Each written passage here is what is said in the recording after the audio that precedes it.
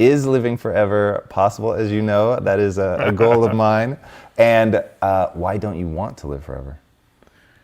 Well, to your first question, I don't think it is possible. I don't see anything on the horizon that makes it possible, at least not within the way that we think of what it means to be alive, meaning to be respiring cellularly.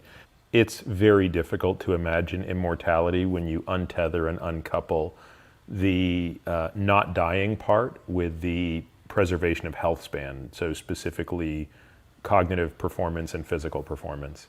And I think more about those things now than I probably ever have before. I think a lot about sort of the physical stuff. So what does it really mean to be 100 but function like a well-to-do 50 to 60-year-old?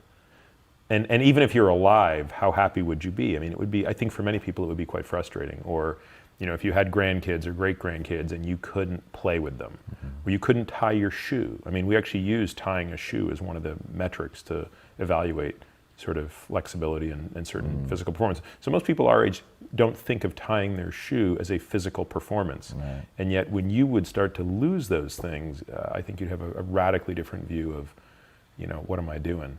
But how do you get there and look, perform, and feel like the way we imagine a 60-year-old today, a fit 60-year-old? Because I know some 60-year-olds that are just amazing, right? So how do you take that to 100? And what would have to happen for us? Like, what do we really need to figure out? Is this a flexibility problem, joints burning out problem, ATP problem? Like, what's the big? Good question.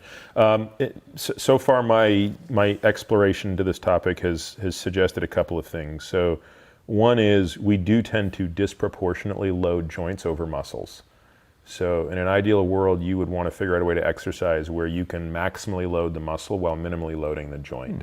So there is a lot of joint failure that becomes problematic. I mean, and I'm separating the obvious, which is there's just too many people who aren't exercising enough or correctly at all. Right. And so they're just sort of withering away. But if you come at this through the lens of, okay, well, what if we're dealing with a subset of people who are committed to figuring out how can they exercise best?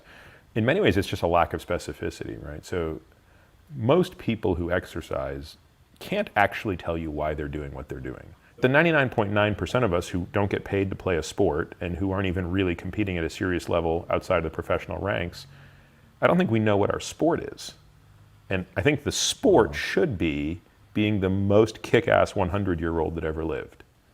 So what would that look like? Like, what does it mean to be the most kick-ass 100-year-old? And I think you have to then reverse engineer all of the things one should be able to do. So a kick-ass 100-year-old should be able to, I don't know, I'm making this up because I haven't fully codified this yet, but they should certainly be able to carry 2 25-pound bags from a grocery store. They should be able to lift a 30 or 40-pound bag over their head to put it in a, you know, compartment of an airport or of an airplane. They should be able to have a, you know, 25-pound little terror run at them, you know, i.e. their great-grandchild, or dip down into a squat and grab them and pick them up. They should be able to jump down on the floor and play with cars or dolls and stand up without assistance. And if you start to map out the 25 or 35 things, that becomes a new decathlon. So instead of saying the decathlon is running this distance, jumping this far, swimming this far, it's like, great, those are kind of arbitrary.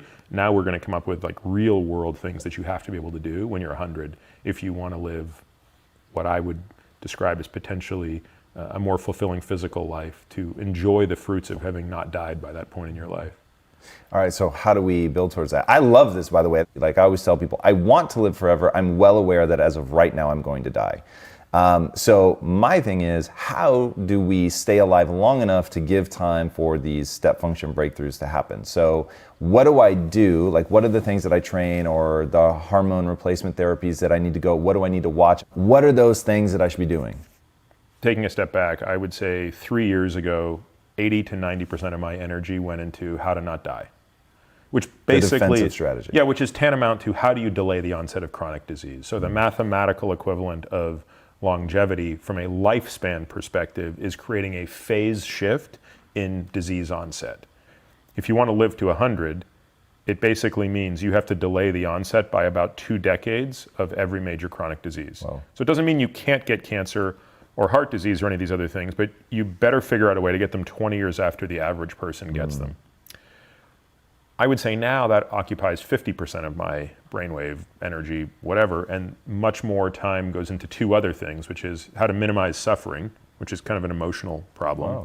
and then how to be this kick-ass 100-year-old.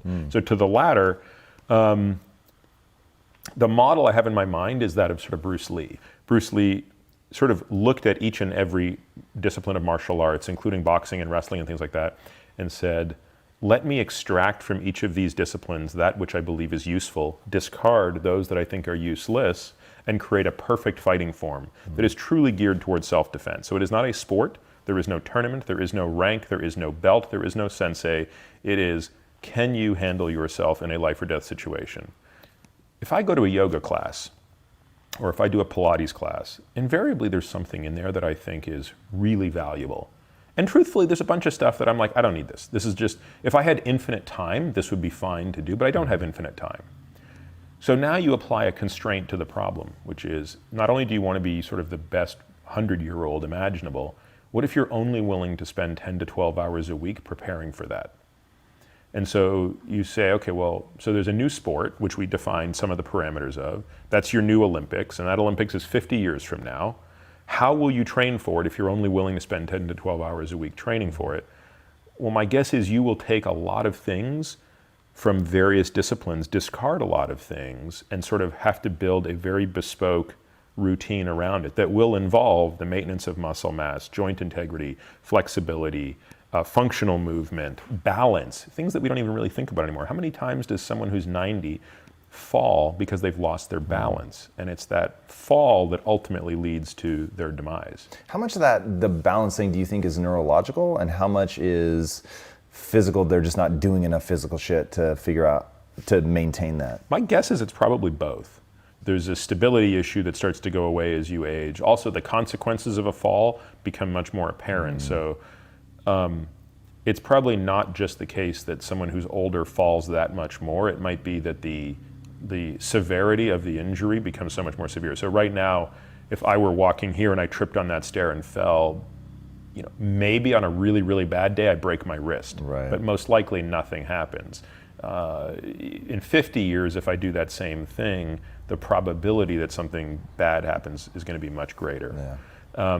But that said, I already can tell my balance is not what it was when I was 20, when I was 15. I mean, I used to be able to do this exercise when I was 15, where I would do with blindfolded, I could do a single leg squat with the non-squatting leg straight out in front of me. So I could go all the way to the floor and all the way up, arms crossed, blindfolded. I could do 20 each leg. I can't do that once today with my eyes open. So admittedly, I'm nowhere near as strong as I used to be, so there's a strength component, but I also just clearly lack the balance.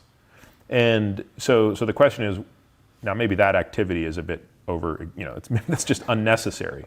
And again, I don't know what the answer is. I don't know if this means I need to get out there and practice on a tightrope or something like, but there's something that needs to be done. So every time I do some sort of really well thought out workout, I find myself thinking, God, like some percentage of this is so essential.